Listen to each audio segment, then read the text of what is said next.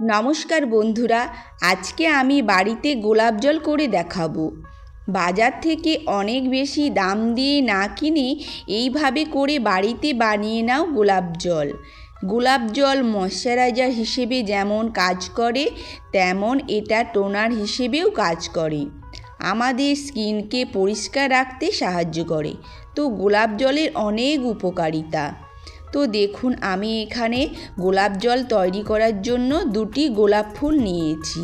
আমি গোলাপ ফুলের পাপড়িগুলো নিচ্ছি আর বোটাটা ফেলে দিতে হবে। তো আমি গোলাপের পাপড়িগুলো ছাড়িয়ে নিয়েছি।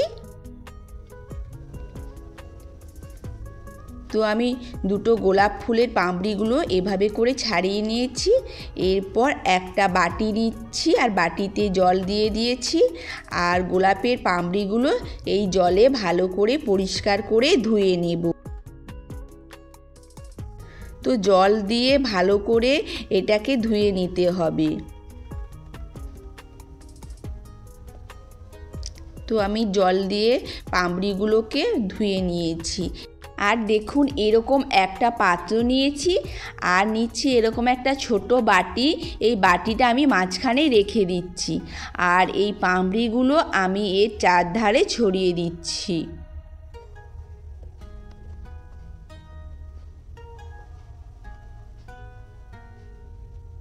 তো ছড়িয়ে দিয়েছি। আর দেখুন, আর একটা এরকম বাটি নিয়েছি আর এই বাটিটা এই মাঝখানে বাটিটার উপর আমি রেখে দিয়েছি। আর জল নিয়েছি, জলটা আমি এর পাত্রের মধ্যে দিয়ে দিচ্ছি। এখানে জলটা খুব বেশি দেব না, এই নিচের বাটিটা মাঝ পর্যন্ত ডুবে থাকবে। তো এইভাবে আমি জলটা দিয়েছি। এরপর আমি এরকম একটা ঢাকনা নিয়েছি আর ঢাকনার এই ছিদ্রটা আমি বন্ধ করে দেব। তো তার জন্য আমি আটা মাখা নিয়েছি। তো এই আটা মাখাটা দিয়ে আমি মুখটা এভাবে করে আটকে দিয়েছি।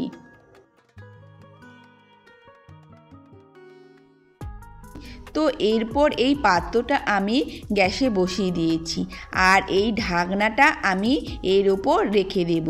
তো আমি ঢাকনাটা উল্টো দিক করে রেখেছি আর ওপরে দিয়ে দেব আমি বরফ কুচি। তো আমি ঢাকনাটা যদি সোজা করে দিতাম তাহলে বরফগুলো এভাবে দেওয়া যেত না। তো বরফটা এভাবে করে দিয়েছি আর ছিদ্রটা এভাবে করে আমি বন্ধ করে দিয়েছি। তাই কোনোভাবেই বরফ গলে জল ভিতরে প্রবেশ করবে না আর ভিতরে যে বাষ্পটা সেটা বেরিয়ে আসবে না। আর ভিতরে যে বাষ্প তৈরি হবে সেই বাষ্পটা ঢাকনার পাত্রে লেগে বরফের ঠান্ডার মধ্যে সেটা ফোঁটা ফোঁটা আকারে মাঝে যে বাটিটা বসিয়ে দিয়েছি তার মধ্যে পড়বে। আর তাতেই কিন্তু 100% খাঁটি গোলাপ জল তৈরি হবে। আর মাঝে মাঝে যখন বরফ গলে যাবে আমি কিন্তু বরফটা দিতে থাকবো। তো এইভাবে করে আমি 20 থেকে 25 মিনিট গ্যাসটা লো ফ্লেমে করে নেব। তো আমি 20 থেকে 25 মিনিট গ্যাসটা লো ফ্লেমে করে নিয়েছি আর আমার হয়ে গিয়েছে। আর দেখতেই পাচ্ছ যে এই ঢাকনাটার উপর কতখানি জল জমে গিয়েছে। তো দেখতেই পাচ্ছ এই ঢাকনার উপর জল ভর্তি হয়ে গিয়েছে। যেহেতু আমি ছিদ্রের মুখটা বন্ধ করে দিয়েছিলাম তাই বাইরের জলটা কিন্তু ভেতরে প্রবেশ করতে পারেনি। তো খুব সাবধানে আমি এই ঢাকনাটা খুলে নিচ্ছি।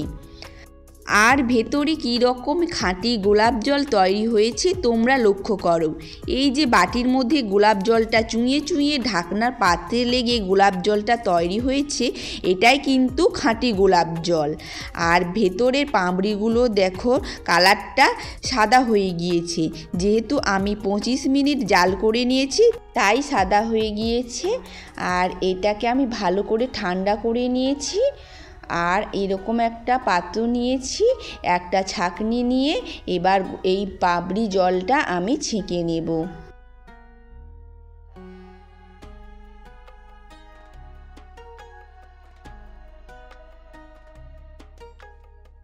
তো আমি ছেঁকে নিয়েছি আর এই বাটির মধ্যে যে গোলাপ জলটা তৈরি হয়েছে এটা আমার 100% খাঁটি গোলাপ জল। এটাই কিন্তু বিভিন্ন ত্বকের সমস্যার জন্য ব্যবহার করা যাবে। আর এই যে কালার জল, এটা 3 দিনের জন্য ব্যবহার করা যাবে, মানে এর কার্যকারিতা ততটাও হবে না। আর এভাবে করে তুলোর মধ্যে নিয়ে শরীরের যে কোনো জায়গায় লাগানো যায়, বিশেষত মুখে, গলায় বা হাতে ভালো রেজাল্ট পাওয়া যায়। আর এটা আগেই বলেছি যে খুব ভালো ময়শ্চারাইজারের কাজ করে, স্কিনকে বিভিন্ন ব্যাকটেরিয়া ও ইনফেকশানের হাত থেকে বাঁচায়। আর মেকআপ করার জন্য কিংবা মেকআপ তোলার জন্য গোলাপ জলের ব্যবহার করা যায়। তো তোমরাই জানো তো গোলাপ জলের কত উপকার রয়েছে। আর এই কালো জলটা আমি 2 থেকে 3 দিন ব্যবহার করব। আর এই কালো জলটা 2 থেকে 3 দিন ব্যবহার করা যাবে। আর এই যে খাঁটি জলটা বেরিয়েছে, এই গোলাপ জলটা ফ্রিজে 3 থেকে 4 মাস সংগ্রহ করা যাবে। তো তাহলে বন্ধুরা, ত্বকের সৌন্দর্য বৃদ্ধি করতে বাড়িতেই তৈরি করে নাও 100% খাঁটি গোলাপ জল। তো বন্ধুরা, ভিডিওটা ভালো লেগে থাকলে অবশ্যই লাইক, কমেন্ট, শেয়ার করবেন। ধন্যবাদ।